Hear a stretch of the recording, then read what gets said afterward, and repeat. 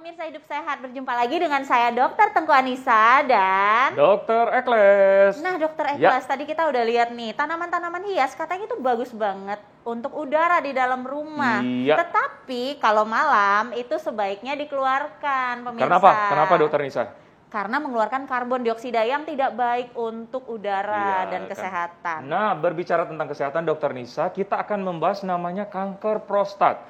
Kemarin kita dengar Bapak Susilo Bambang Yudhoyono melakukan operasi karena kanker prostat ini. Iya, benar banget. Jadi istri-istri di rumah itu pun harus tahu, dokter. Jadi bagaimana gejala kanker prostat itu dan bagaimana pengobatannya. Tapi karena itu kita lihat dulu liputan berikut ini. Ya.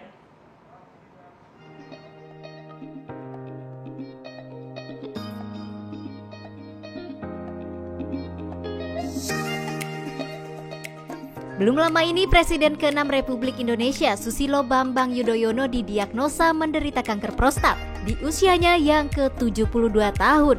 Setelah menjalani proses pemeriksaan, SBY didiagnosa menderita kanker prostat stadium awal.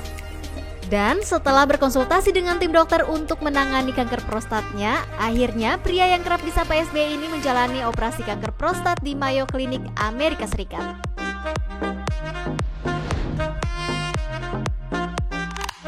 Kanker masih menjadi penyakit yang menakutkan, tidak terkecuali kanker prostat.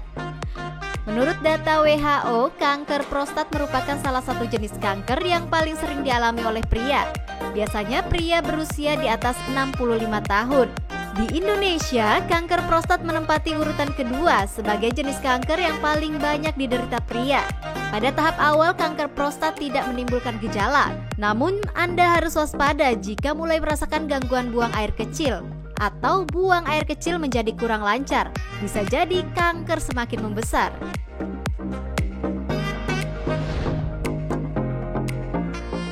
Nah, bagaimana ya mewaspadai kanker prostat? Gaya hidup seperti apa yang dapat menghindarkan kita dari kanker prostat? Dan benarkah kurang berhubungan seksual dapat memicu kanker prostat? Yuk simak jawabannya di Hidup Sehat hari ini.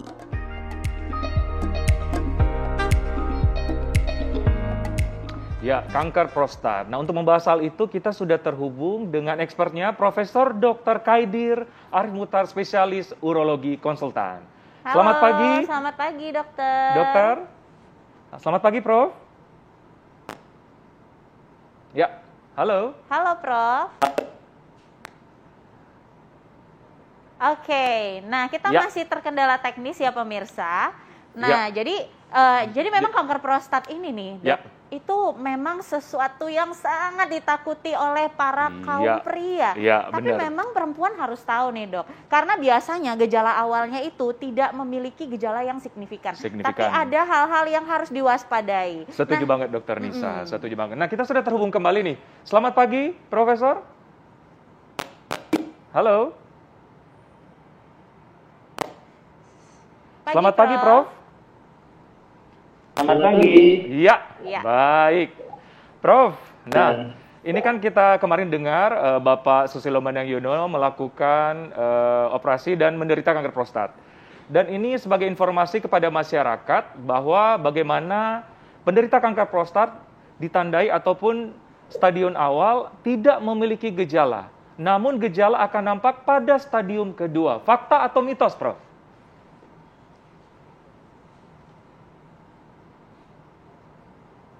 Stadium awal, jadi kadang seringkali tidak ada gejala yang jelas ataupun gejalanya minimal dalam bentuk gangguan berkemih.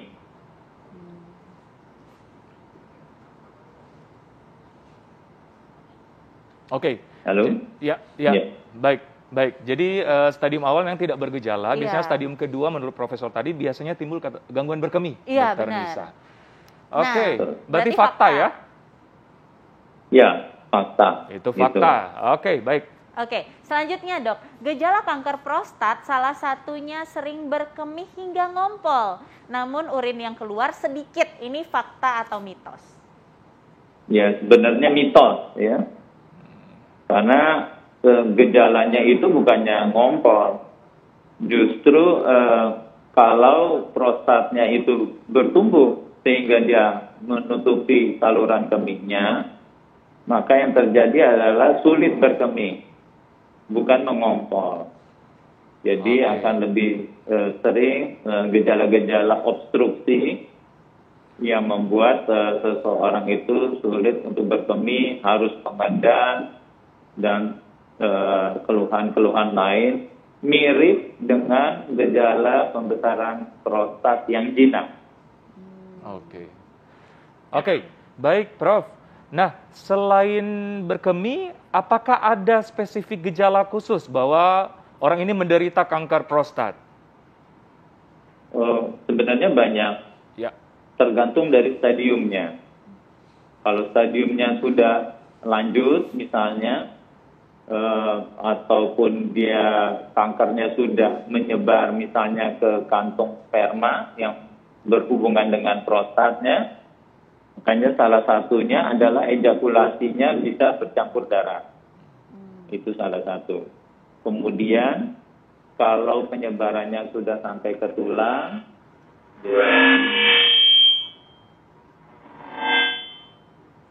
Oke, baik.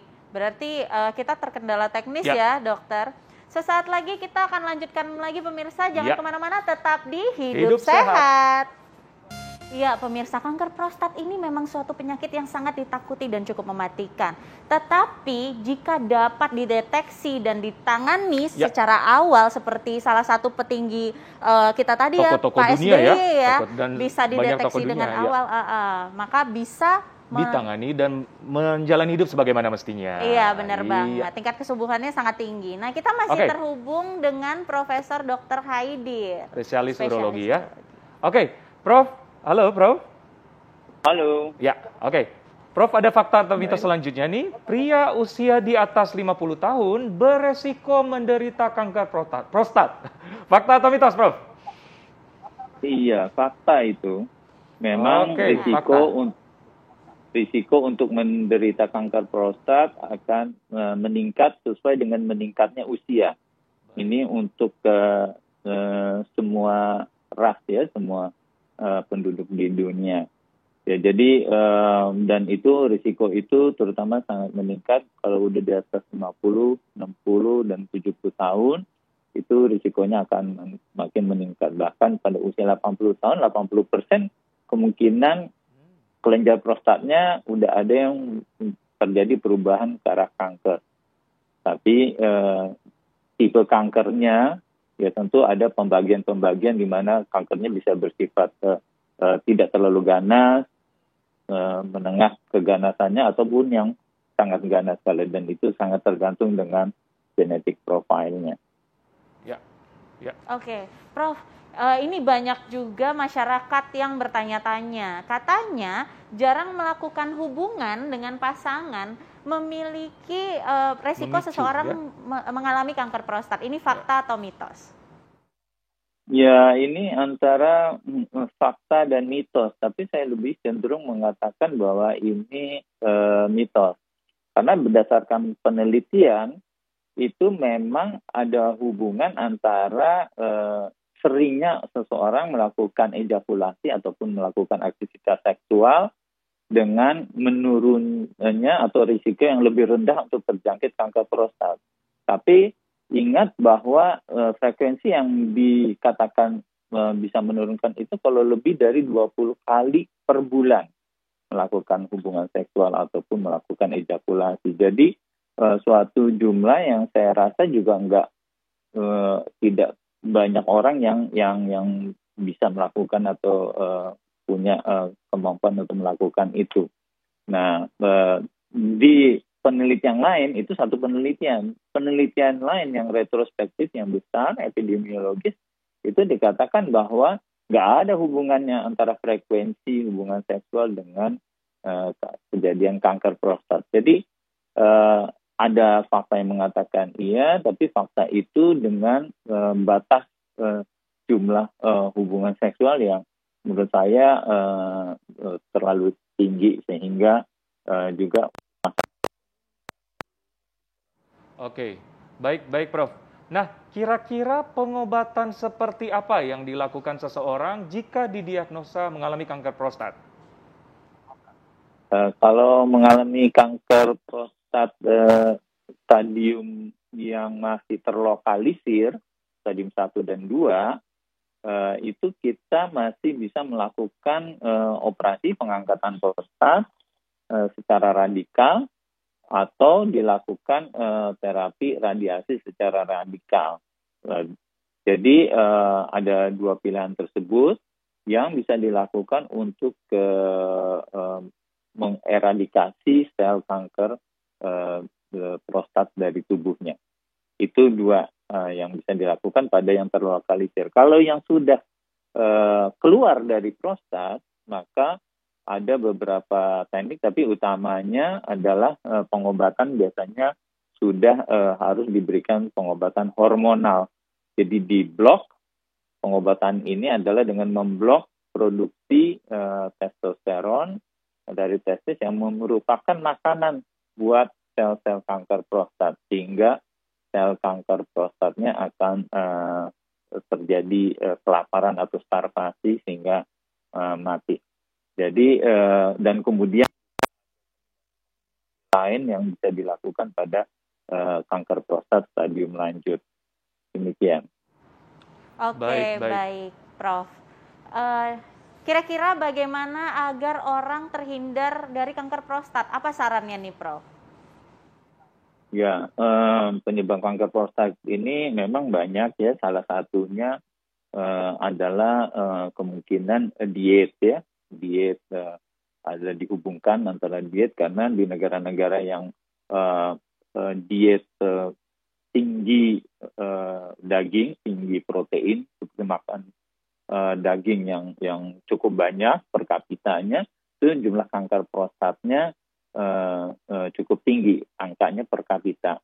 Misalnya contohnya di Eropa, di Amerika, ataupun di Australia, itu cukup tinggi jumlah penderita kanker prostatnya. Kalau di negara seperti Indonesia atau negara Asia yang lebih banyak makan plant-based atau sayur-sayuran, makan dagingnya ala kadarnya aja, tidak terlalu banyak, itu jumlah kanker prostatnya tidak terlalu banyak. Tapi itu juga mungkin dihubungkan dengan harapan hidup ya, harapan hidup rata-rata orang Indonesia pun orang Asia yang sedikit lebih rendah dibandingkan orang Barat, sehingga itu semua bisa dengan peningkatan jumlah naiknya harapan hidup, maka bisa terjadi peningkatan jumlah penderita kanker prostat di masa depan.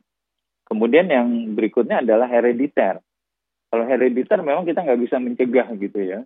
Herediter itu keturunan, kalau orang tuanya, pamannya, ataupun yang ada hubungan darah dekat dengan yang bersangkutan, maka yang kanker prostat, maka yang bersangkutan punya risiko menderita kanker prostat yang jauh lebih tinggi, dan disarankan orang-orang yang punya risiko tinggi tersebut untuk screening lebih awal, bukan usia 50 tahun, tapi usia 45 bahkan 40 tahun kalau di Amerika, sehingga screening tahunan itu bisa mendeteksi dengan cepat.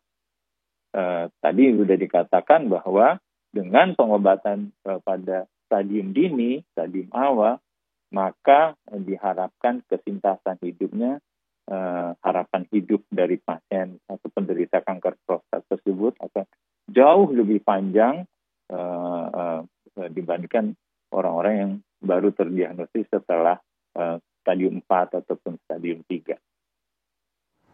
Oke. Baik, Prof. Ini mungkin masyarakat dari tadi bertanya-tanya nih, Prof. Jadi gejala apa saja sih yang harus diperhatikan dan harus diwaspadai kalau seseorang itu kira-kira menderita kanker prostat? Iya, deteksi Gimana, dini Dok? ya, deteksi dini. Ya. Dalam deteksi dini itu memang seperti dikatakan tadi, bahwa stadium 1 atau stadium yang awal sekali seringkali nggak ada keluhan, ataupun keluhannya minimal, keluhan berkemih biasanya. Ya. Stadium 2 mungkin lebih jelas keluhan berkemihnya. Kalau stadium 3 mungkin ada tambahan-tambahan lain seperti ada rasa nyeri di daerah perut bagian bawah, di daerah kemaluan, ataupun kalau stadium 4 itu ada nyeri tulang. ya, nyeri tulang karena berkaitan dengan lokasi tempat penyebaran sel kankernya yang kalau kanker prostat itu lebih banyak di tulang belakang maupun di tulang panggul. Jadi hal-hal itu biasanya diperhatikan. Nah, yang paling sering makanya kalau pasien itu datang dengan gangguan berkemih, kita selalu melakukan juga screening bukan untuk prostat jinak saja, tapi untuk kemungkinan adanya kanker prostat. Salah satunya dengan meraba prostatnya dari dubur dengan jari, dan kemudian yang kedua adalah dengan memeriksa marker kanker prostat, yaitu PSA yang paling sering.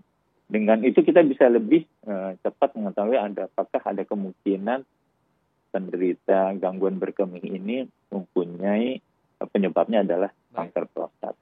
Oke, baik Prof. Pada intinya kalau mengalami gangguan berkemih salah satunya kita juga harus waspada. Mungkin kita harus memeriksa lebih lanjut ya, Dr. Nisa ya.